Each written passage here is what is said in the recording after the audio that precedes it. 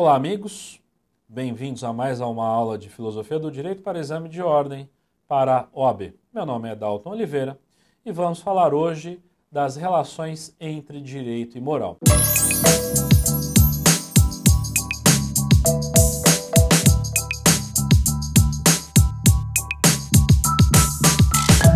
Eu gostaria da máxima atenção de vocês para esse tópico, porque a relação entre direito e moral, além de ser uma das mais estudadas na própria academia, quer dizer, no mestrado e doutorado em filosofia do direito, é um dos pontos mais cobrados no exame de ordem. Não só no exame de ordem, também em concursos públicos. Então, a ideia dessa aula é fornecer um instrumental teórico e, de alguma maneira, bastante didática, para que você possa aí enfrentar o seu exame com a maior tranquilidade. Então, vamos lá. Como podemos definir, então, estas relações entre direito e moral? Lembrem-se que da nossa primeira aula, em que nós definimos como campos de uma filosofia prática da ética o direito, a moral e o decoro, e também relações entre direito e moral. Então, vamos lá. Para nós podermos fazer relações, é preciso diferenciar um e outro campo de estudo. Então, vamos lá. Eu gostaria aqui, na realidade, de mostrar a relação entre direito e moral proposta por dois grandes pensadores. Uma teoria bastante clássica sobre essa relação é a teoria de Georg Jelinek, é a teoria do mínimo ético. Que teoria é essa? É como se o direito fosse um campo concêntrico dentro da moral. Ou seja, na realidade, o direito regula parte da moral, mas está sempre dentro dele. Então, perceba no gráfico. Nós temos um campo exterior bastante extenso que constitui a moral. Dentro dele existe um direito regulando esta moral. Então é como se o direito regulasse mais ou menos atividades morais. Vamos ver um exemplo de como isso pode acontecer. Nós já falamos de um determinado exemplo em aulas passadas, que é a questão do adultério. O adultério, que é a infidelidade conjugal, é claramente rechaçada, condenada de um ponto de vista moral. Agora, será que esta hipótese de condenação moral também deveria ser uma hipótese de condenação do direito? Bom, o Código Penal de 1940 achou por bem criminalizar a prática do adultério. Era crime. Mas com o passar do tempo, a sociedade passou a não considerar tão grave o adultério a ponto de se tornar crime. Até a ponto que a própria jurisprudência tornou esta prática não mais digna de ser apenada. Culminou, então, com a retirada desta prática como crime em 2005, ou seja, adultério não é mais crime. Perceba que, nesse ponto de vista, o direito, de alguma maneira, reduz o seu campo de atuação. Ou seja, o adultério, embora condenado moralmente, o direito não mais se preocupa com isso. Por outro lado, perceba, existem outras práticas que não eram, embora condenadas moralmente, não eram objeto do direito. E hoje passam a ser. Um exemplo disso é a corrupção política.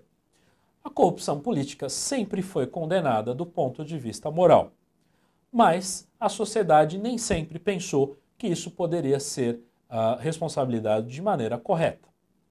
Por isso, nós tivemos vários instrumentos recentemente no nosso direito que se preocuparam em combater a corrupção política.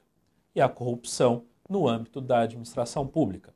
Então, nós tivemos, no começo da década de 90 do século passado, a lei de improbidade administrativa. Ou seja, nós criamos dispositivos para punirmos melhor os agentes políticos e os agentes administrativos. Ou seja, hoje existem previsões muito mais rigorosas em relação aos agentes públicos. Mais recentemente ainda, em 2010, foi elaborada a lei da ficha limpa, ou seja, agentes públicos que fossem condenados por conta de práticas não consideradas honestas, ou seja, práticas que não eram ilibadas, não eram honestas do ponto de vista público e sofressem condenação em segunda instância, não teriam seu registro de candidatura deferidos. Ou seja, aqueles indivíduos que de alguma maneira foi condenado na esfera penal, na esfera administrativa ou em outras esferas, não poderiam ser candidatos a um cargo público. Esta preocupação recente em condenar, em aplicar maiores rigores, maiores sanções à corrupção política, foi uma espécie de expansão do direito em relação à moral. Ok? Perceba que o direito é variável em relação à moral. Ele pode expandir ou ele pode diminuir o seu campo de atuação, ou ele diminui em relação a uma prática, ou ele fica mais rigoroso em relação a outra prática. Perceba que, nesse caso, o direito acompanha a sociedade na medida em que a sociedade se torna mais liberal em termos de costumes, em termos de sexualidade, e se torna mais rigorosa em relação ao que se espera de uma moral pública. Ao lado desta relação, desta teoria do mínimo ético, existe uma outra teoria proposta por Miguel Reale, que nós vamos chamar de teoria da amoralidade parcial do direito. O que Miguel Reale queria dizer com isso? Siga o outro gráfico. Nós temos aí um campo que constitui o direito. Nós temos aí um outro campo que constituiria a moral. Ou seja, nós temos não círculos concêntricos, mas círculos secantes, em que há uma intersecção entre direito e moral. Mas aqui, nem todo direito faz parte da moral e nem toda a moral faz parte do direito. E essa intersecção, esse campo comum entre direito e moral, ele pode ser maior ou menor, dependendo da relação que a sociedade queira dar a essa relação. Para concluir, nós podemos dizer que para Jelinek, o direito faz parte da moral, enquanto que para Miguel Reale, há campos do direito que não se regulam pela moral. Um exemplo que Miguel Reale dá é o exemplo das normas de trânsito. Perceba, quando nós temos, segundo Miguel Reale, um semáforo ou uma placa de trânsito, isso não tem uma valoração moral, não há qualquer juízo de valor, mas um simples convívio, uma simples regulação do trânsito entre as pessoas. Ok? Esses dois elementos teóricos, ou seja, a apresentação dessas duas teorias, se torna importante para o aluno aí facilmente matar uma questão no seu exame. Mas outros elementos são importantes para você aí que está estudando a relação entre direito e moral, se dá na distinção entre estes dois campos. Vamos lá. Como eu posso distinguir o direito da moral? Vamos lá. Primeiramente, nós podemos dizer que o direito ele é dotado de heteronomia, ou seja, o direito é heterônomo. O que é hétero? Hétero é outro. Outro elabora a norma. Ou seja, quando uma pessoa ela é heterossexual, ela ama ou gosta de uma pessoa do outro sexo. Homo, por outro lado, significa igual, o mesmo sexo. Quando eu digo que o direito ele é heterônomo, ele é constituído de heteronomia, significa que o indivíduo vai respeitar uma norma elaborada por outro. No direito, você não respeita uma norma porque você escolheu. Você respeita a norma porque outro lhe impôs. Exemplo disso, o pagamento de imposto. Veja, o próprio nome diz imposto. Alguém lhe impôs esta obrigação. Não conheço ninguém que vá, feliz da vida, pagar o IPVA, o Imposto sobre Propriedade de Veículos Automotores, no começo do ano. Você tem um determinado carro, você não vejo a hora de pagar o IPVA em janeiro, começo do ano. Nem pagar o IPTU da sua casa, nem pagar imposto de renda. Você só o paga porque você é obrigado a fazer. Porque outro elaborou essa norma e não você. Diferentemente, a moral ela é dotada de autonomia. O próprio indivíduo escolhe o que é certo. Perceba, as normas morais elas são fabricadas pela própria sociedade. Isso não há dúvida. Mas o indivíduo, de alguma maneira, ele vai se filiar àquele pensamento de maneira individual. Ele vai escolher aquilo que é certo ou errado. Então, dependendo de algumas situações, o indivíduo ele vai achar ou vai escolher o que é moralmente aceito ele fazer por si. Então, a moral ela é autônoma. Auto significa próprio, ou seja, o indivíduo ele tem autonomia para escolher aquilo que é certo. Uma outra diferença é a coercibilidade. O direito pode exigir e coagir a prática do ato. Quando nós dizemos que o direito ele é coercível, na realidade estamos falando que alguém pode exigir e coagir a prática.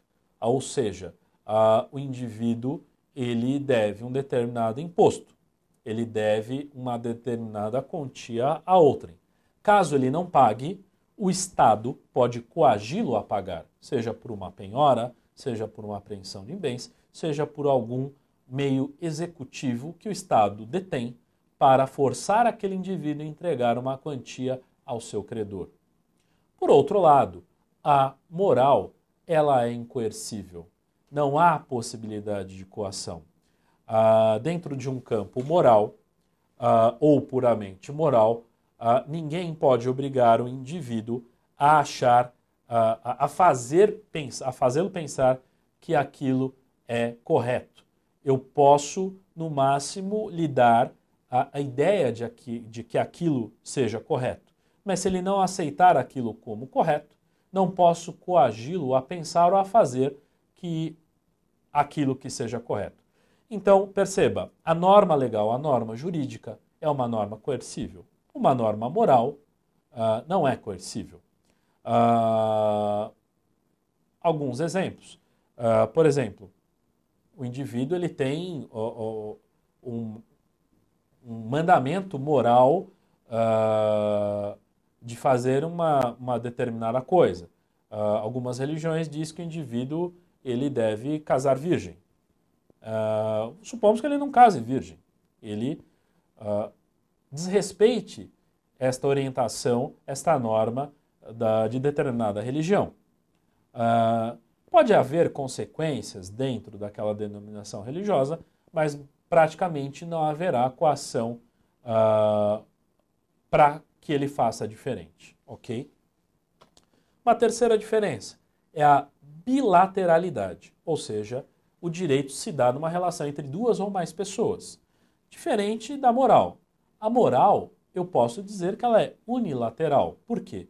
O ato se processa internamente no indivíduo. Por mais que a moral considere o outro na sua concepção, na realidade é o indivíduo que unilateralmente vai tomar aquela decisão moral daquilo que acha correto.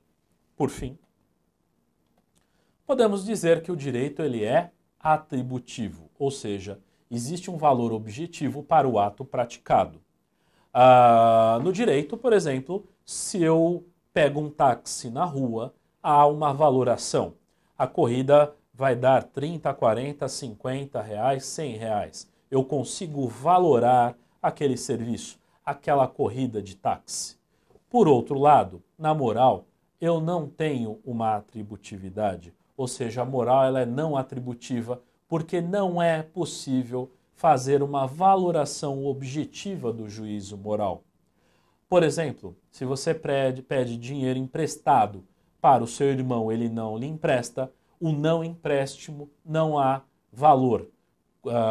Quando alguém é morto na sua família, um homicídio, não tem como valorar esta perda em sua família. O que eu posso é definir um valor pecuniário, mas não é possível valorar moralmente este dano. Ok? Ficamos por aqui. Peço que vocês compartilhem essa aula se vocês tiverem gostado com seus amigos nas redes sociais. Fico à disposição no meu site, daltonoliveira.com.br. Gratidão e até a próxima aula que os convido para assistir.